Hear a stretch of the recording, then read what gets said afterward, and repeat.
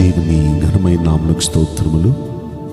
ఈ వాగ్దానం వింటున్న మీకందరికీ మన ప్రభువును ప్రియ రక్షకుడైన యేసుక్రీస్తు నామములో శుభములు, మా హృదయపూర్వకమైన వందనములు తెలియచేస్తున్నాం.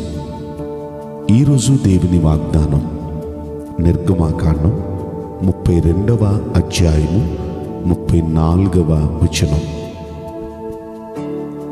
ఇదిగో నా దూత మీకు ముందుగా వెళ్ళును. ఈ మంచి వాగ్దానం మంచి దేవుడు మనందరి పట్ల నెరవేర్చునుగాక. ఆమేన్.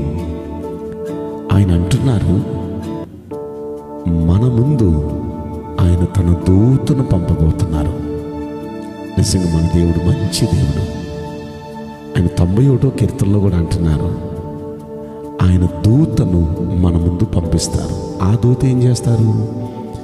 మన పాదాలకు రాయి కూడా తగలకుండా మనల్ని తమ చేతుల మీద ఎత్తు పట్టుకుంటారంట. ఆ దూతలు మన మార్గాలన్నిటిలో మనల్ని కాపాడటానికి, మన మార్గాలన్నిటిలో మనల్ని కాపాడటానికి, అంత మాత్రమే కాదు, మనకి ఏ విధమైన కీడు రాకుండా, ఏ విధమైన దెబ్బ మనకు తగలకుండా, ఇబ్బంది లేకుండా అలా చేతుల మీద ఎత్తి పట్టుకొని మనల్ని నడిపించటానికి ఆయన తన దూతను మన కోసం పంపిస్తానంటున్నారు. ఎందుకు మోషే గురించి ఈ విధంగా ప్రభు చెప్పారు అంటే, అక్కడ మోషే గురించి ఆయనకు నచ్చిన మంచి లక్షణాలు మనం చూడవచ్చు. 31వ అధ్యాయము నిర్గమాకాండంలో 18వ వచనంలో మనం చూస్తే, మోషే దేవుని సన్నిధిలో సీనాయి కొండ శిఖరం మీద దేవునితో అప్పటికే 40 రోజులు ఆయనతో మాట్లాడాడు. అంటే దేవునితో సహవాసం చేసిన వ్యక్తి, దేవునితో సహవాసం 40 రోజులు దేవునితో ఆ కొండ శిఖరం మీద నిద్రాహారాలు మానేసి దేవునితో ఏకాంతంగా ఆయన పాదాల దగ్గర గడుపుతున్నాడండి. 40 రోజులు దేవుని పాదాల దగ్గర గడుపుతున్నాడు. ఎవరు దేవునితో సహవాసం చేస్తూ ఉంటారో, దేవునితో సహవాసం చేయటానికి ఎవరు ఇష్టపడుతూ ఉంటారో అలాంటి వారితో దేవుడు అంటున్నాడు, నా దూతను మీకు ముందుగా పంపుతున్నానని. ఈరోజు ఈ వాగ్దానం వింటున్న ప్రియ దేవుని బిడ్డలారా, ఆయన తన దూతను మనకు ముందుగా పంపాలి అంటే మనం చేయాల్సిన పని ఆయనతో సహవాసం చేయాలి. ప్రార్థనలో ఏకాంతంగా ఆయనతో మనం సహవాసం చేసేవారిగా ఉండాలి. ఇక రెండో మాట, దేవుడు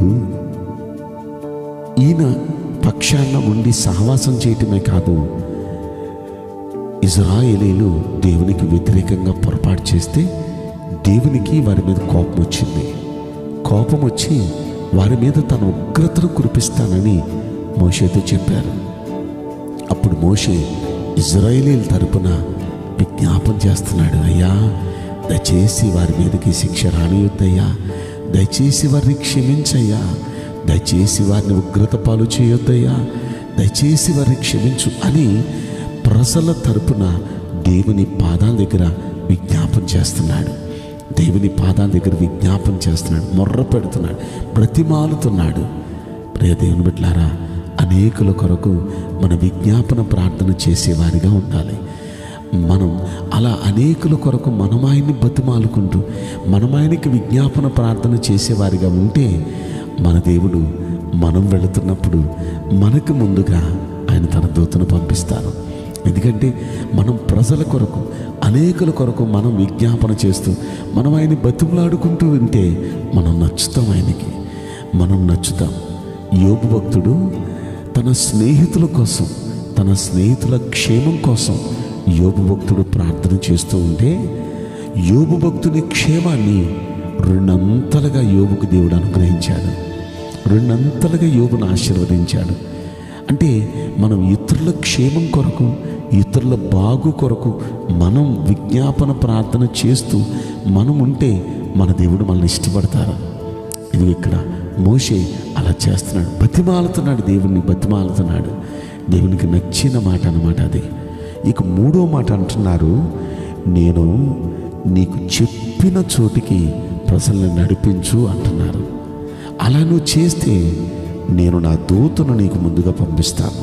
అంటే దేవుడు చెప్పిన చోటకి ప్రజలను నడిపించు, అంటే దేవుడు చెప్పినట్టుగా చేయాలి. దేవుడు చెప్పినట్టుగా, దేవుడు మనతో ఏం చెప్తున్నారో ఆ పని చేయాలి. మనకు నచ్చినట్టుగా చేసుకుంటూ వెళ్ళిపోతూ మనకు నచ్చినట్టుగా మనం చేస్తూ ఉంటే ఆయన దూతను పంపరు. ఆయన చెప్పినట్టుగా మనం నడిస్తే అప్పుడు దేవుడు తన దూతను పంపిస్తాడు. ఇజ్రాయేలీయులు 40 సంవత్సరాల యాత్రలో దేవుడు నడవమన్నట్టు నడిచారు. ఆ మార్గంలో, వారికి ఇష్టమైన మార్గంలో వారు నడవల. ఇంకో మాటలో చెప్పాలంటే 40 రోజుల్లో నడుచుకుంటూ కాలినడక మీద వారు వెళ్ళిపోవచ్చు. ఆ ప్రయాణం 40 రోజులు పట్టిద్ది నడిస్తే కాలినడక మీద. కానీ దేవుడు వాళ్ళని 40 సంవత్సరాలు చుట్టూ తిప్పి నడిపించాడు. దేవుడు చెప్పినట్టు నడిచారు కాబట్టి దేవుడు తన దూతను వారికి ముందు నడిపించాడు. మనం కూడా దేవుడు చెప్పినట్టుగా మనం నడుస్తూ ఉంటే మన ముందు దేవుడు తన దూతను పంపిస్తాడు. కానీ మనం అయ్యా మేము ఇలా నడుస్తున్నాం, మీ దూతను మా ముందు పంపించు, మా వెనకాల పంపించు అని మనం అంటాం. కాదు, ఆయన చెప్పినట్టుగా నడిచే వ్యక్తులుగా మనం ఈ సంవత్సరం ఉంటే మనకు ముందుగా ఆయన తన దూతను పంపిస్తాడు. కనుక ఈ 3 పనులు చేద్దామా? ఏకాంతంగా దేవునితో మనం గడపాలి. రెండవది, ఆయన అనేకుల కొరకు విజ్ఞాపన ప్రార్థన చేసేవారిగా, బ్రతిమాలుకుని ప్రార్థించేవారిగా ఉండాలి. మూడవది, ఆయనకు ఇష్టమైన మార్గంలో, ఆయన చెప్పిన మార్గంలో మనం నడవాలి. అప్పుడు ఆయన మన ముందు నడవటానికి తన దూతను పంపిస్తారు. మనకి ఏ టయానికి ఏదైనా ఇక ఆ దూతై మనల్ని కాపాడుతూ మనల్ని నడిపిస్తారు. అలా మనందరి ముందు ఆయన తన దూతను పంపించునుగాక. ఆమేన్. నేను మీకోసం ప్రార్థన చేయబోతున్నాను. పరిశుద్ధుడా, ప్రేమగల యేసురాజా, మీ పరిశుద్ధ బంగారు పవిత్రమైన నామమునకు నిండు మనసుతో కోట్ల కొలదిగా కృతజ్ఞతాస్తుతులు, స్తోత్రములు, వందనాలు చెల్లిస్తున్నాం. దయచేసి ఈ వాగ్దానం వింటున్న ప్రియులందరికీ ముందుగా మీ దూతను పంపించి వారిని కాపాడండి. అన్ని విషయాల్లో మీ బిడ్డలను మీరు ఆశీర్వదించమని ఈ కొద్ది మనవులు నజరుడైన యేసుక్రీస్తు ప్రశస్తమైన నామములో మిక్కిలి వినయముతో ప్రార్థించి బ్రతిమలాడి వేడుకుంటున్నాం ప్రియ పరలోకపు తండ్రి. ఆమేన్. May God bless you all. Thank you.